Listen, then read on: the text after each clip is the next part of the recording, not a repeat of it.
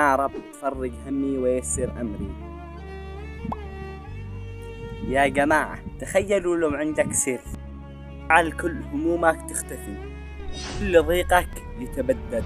النبي صلى الله عليه وسلم علمنا إياه، لكن للأسف الكثير منا يهمل. سأشارك معكم هذا الكنز الذي غير حياتي. صحيح الدعاء، لا مو أي دعاء. النبي صلى الله عليه وسلم قال: أقرب ما يكون العبد من ربه ساجد فأكثر الدعاء. رواه مسلم. يعني لما تكون ساجد في الصلاة وتطلب من رب العالمين حاجة بقلب حاضر، هذا وقت مستجاب بإذن الله. أنا قبل فترة كان عندي مشكلة كبيرة، وصراحة كانت متضايق جدا. تذكرت هذا الحديث، وكل يوم في السجود بدأت أقول: يا رب فرج همي ويسر أمري.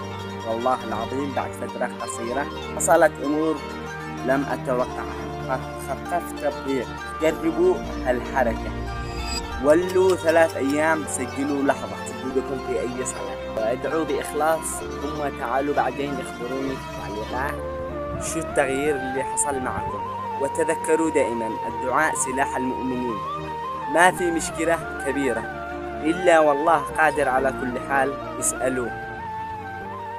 إذا أعجبكم الفيديو لا تنسوا الإعجاب والاشتراك، لأنه هالنوعية من المحتوى رح نكمل فيها إن شاء الله، وانتظرونا بعمل جديد.